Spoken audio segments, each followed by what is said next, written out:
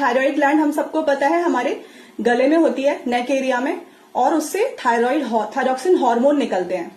दो तरह के हार्मोन्स हमने देखा होगा, अगर किसी ने देखा हो कभी रिपोर्ट, तो आई थिंक सभी आजकल तो सुनते रहते हैं कि T3 और T4 दो तरह के हार्मोन्स निकलते हैं।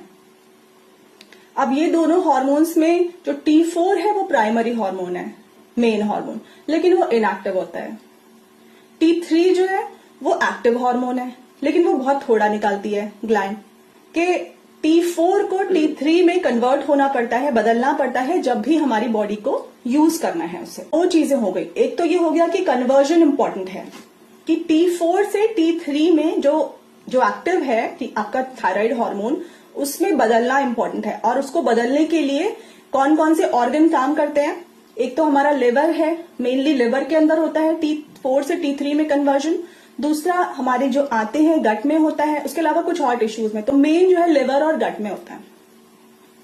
क्या कभी सोचा है कि हाँ, अगर ये हमारे ऑर्गन्स जहां पर T4 से T3 में बदलने का काम चल रहा है, कन्वर्जन वाला काम चल रहा है, अगर वो ऑर्गन्स ठीक से काम नहीं कर रहे हैं, वहां पर फैट का डिपोजिशन है, फैट जमा हुआ है, या फिर सेलुलर डैमेज हुआ है कुछ किसी वजह से, फैटी लिवर जैसा कुछ प्रॉब्लम है, कॉन्स्टिपेशन है किसी को, तो क्या होगा?